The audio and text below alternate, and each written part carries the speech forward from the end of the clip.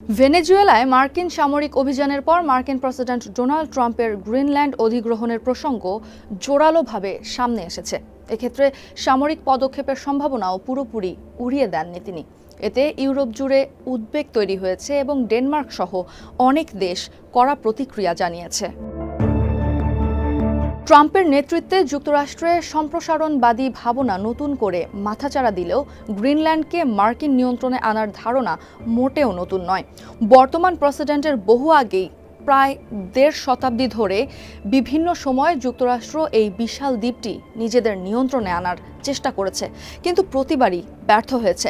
মার্কিন সংবাদ মাধ্যম সিএনএন-এর প্রতিবেদনের আলোকে এ বিষয়ে বিস্তারিত জানাবো আমরা। সঙ্গে আছি আমি রুবাইয়া এশা। প্রায় ৮,৩৬,০০০ বর্গমাইল আয়তনের গ্রিনল্যান্ড বিশ্বের সবচেয়ে বড় দ্বীপ। এটি ভৌগোলিকভাবে যুক্তরাষ্ট্র ও ইউরোপের মাঝামাঝি অবস্থানের কারণে দ্বীপটি কয়েক দশক ধরে যুক্তরাষ্ট্রের ব্যালিস্টিক ক্ষেপণাস্ত্র প্রতিরক্ষা ব্যবস্থার গুরুত্বপূর্ণ অংশ। এছাড়া গ্রিনল্যান্ড, আইসল্যান্ড ও যুক্তরাজ্যের মধ্যবর্তী গুরুত্বপূর্ণ নৌপথ জিআইইউকে গ্যাপের ওপর অবস্থিত। এই পথ আর্কটিক মহাসাগরকে আটলান্টিকের সঙ্গে যুক্ত করে। গ্রিনল্যান্ড শুধু সামরিক দিক থেকেই গুরুত্বপূর্ণ নয়, বরং দ্বীপটিতে রয়েছে বিপুল পরিমাণে তেল, গ্যাস ও বিরল খনিজ সম্পদের বড় মজুদ, যা আধুনিক প্রযুক্তি ও প্রতিরক্ষা শিল্পে ব্যবহৃত হয়। ১৮৬৭ সালে রাশিয়ার কাছ থেকে $৭.২ মিলিয়ন আলাস্কা কেনার পর তৎকালীন মার্কিন পররাষ্ট্রমন্ত্রী উইলিয়াম এইচ সিওয়ার্ড এর নজর পড়ে আরও উত্তরের দিকে। গৃহযুদ্ধ পরবর্তী সময়ে তিনি প্রশান্ত মহাসাগর ও উত্তরের আর্কটিক অঞ্চলে মার্কিন প্রভাব বাড়ানোর কথা পরিকল্পনা করেছিলেন। এরপর তার নির্দেশেই সাবেক treasury secretary Robert J Walker একটি প্রতিবেদনে গ্রিনল্যান্ড ও আইসল্যান্ড অধিগ্রহণের সুপারিশ করেন। বিশেষ করে গ্রিনল্যান্ডের ওপর বেশি নজর দেন তিনি। তখন ওয়াকার লিখেছিলেন, রাজনৈতিক ও বাণিজ্যিক কারণে এই আগ্রহ। গ্রিনল্যান্ডের দীর্ঘ উপকূল রেখা, গভীর ফিওর্ড, নিরাপদ মাছ ধরার স্থান এবং সম্ভাব্য খনিজ সম্পদ যুক্তরাষ্ট্রকে বিশ্ব বাণিজ্য নিয়ন্ত্রণে সহায়তা করতে পারে। তবে সে সময় এই বিষয়ে ডেনমার্ককে কোনো আনুষ্ঠানিক প্রস্তাব দেওয়া হয়নি। ১৯১০ সালে ডেনমার্কে নিযুক্ত মার্কিন রাষ্ট্রদূত মরিস ফ্রান্সিস ইগান ডেনমার্ককে একটি অস্বাভাবিক প্রস্তাব দেন, যেখানে বলা হয়েছিল ডেনমার্ক যদি গ্রিনল্যান্ড ও ড্যানিশ ওয়েস্ট ইন্ডিজ যুক্তরাষ্ট্রকে দেয়, তাহলে বিনিময়ে যুক্তরাষ্ট্র ফিলিপাইনের মিন্দানাও দ্বীপ দিবে। ইগান লিখেছিলেন, গ্রিনল্যান্ড একটি ডেনিশ একচেটিয়া এলাকা, যা কখনো পুরোপুরি কাজে লাগানো হয়নি, যদিও এর সম্ভাবনা অনেক। কিন্তু এই প্রস্তাব বাস্তবে রূপ পায়নি। প্রথম বিশ্বযুদ্ধের আগমনে যুক্তরাষ্ট্রের মনোযোগ অন্যদিকে সরে যায়। এর কয়েক বছর পর জার্মান প্রভাব ঠেকাতে যুক্তরাষ্ট্র ডেনমার্কের কাছ থেকে $25 মিলিয়ন সোনার বিনিময়ে ডেনিশ ওয়েস্ট ইন্ডিজ কিনে নেয়। বর্তমানে অঞ্চলটি মার্কিন ভার্জিন দ্বীপপুঞ্জ নামে পরিচিত।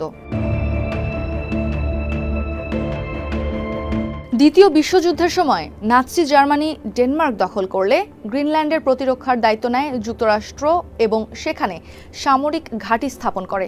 ১৯৪৬ সালে যুদ্ধ শেষ হওয়ার পর যুক্তরাষ্ট্র প্রথমবারের মতো আনুষ্ঠানিকভাবে গ্রিনল্যান্ড কেনার প্রস্তাব দেয়। তৎকালীন প্রেসিডেন্ট হ্যারি ট্রুম্যানের প্রশাসন ডেনমার্ককে $১০০ মিলিয়ন মূল্যের সোনা দেওয়ার প্রস্তাব দিয়েছিল।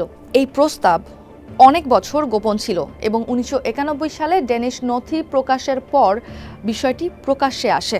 যুক্তরাষ্ট্রের দৃষ্টিতে গ্রিনল্যান্ড জাতীয় নিরাপত্তার জন্য গুরুত্বপূর্ণ ছিল, বিশেষ করে সোভিয়েত ইউনিয়নের ওপর নজর রাখার জন্য। কিন্তু ডেনমার্ক এই প্রস্তাব প্রত্যাখ্যান করে, তবে যুক্তরাষ্ট্রকে গ্রিনল্যান্ডে সামরিক ঘাঁটি রাখার অনুমতি দেয়।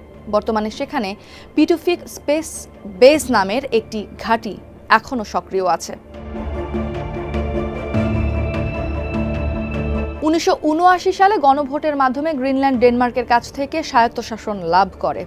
দ্বীপটির অভ্যন্তরীণ শাসন নিজেদের হাতে এলেও প্রতিরক্ষা ও পররাষ্ট্রনীতি এখনও ডেনমার্কের দায়িত্বে রয়েছে।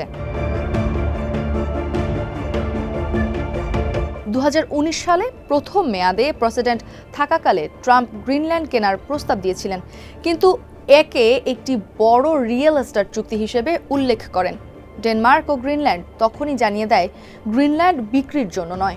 ২০২৪ সালের নির্বাচনে জয়ের পর দ্বিতীয় মেয়াদে ট্রাম্প আবার সেই প্রস্তাব সামনে আনেন। এর জন্য তিনি সামরিক পদক্ষেপের সম্ভাবনাও নাকচ করেননি। এক ভাষণে ট্রাম্প বলেন, আমি মনে করি আমরা এটা পাবো যে কোনো উপায়ে। হোয়াইট হাউসের মুখপাত্র ক্যারোলিন লিভিট বলেন, গ্রিনল্যান্ড অধিগ্রহণ যুক্তরাষ্ট্রের জাতীয় নিরাপত্তার গুরুত্বপূর্ণ বিষয়। আর্কটিক অঞ্চলে প্রতিদ্বন্দ্বীদের মোকাবিলায় এটি প্রয়োজন। ইতোমধ্যেই প্রেসিডেন্ট ও প্রশাসন বিভিন্ন বিকল্প নিয়ে আলোচনা করছেন। তবে এতদিনের ইতিহাসে এটা স্পষ্ট, গ্রিনল্যান্ডকে ঘিরে মার্কিন আগ্রহ যতই থাকুক, দ্বীপের নিয়ন্ত্রণের নিয়ম একটাই, ডেনমার্ক এবং গ্রিনল্যান্ড কখনোই বিক্রির জন্য রাজি নয়।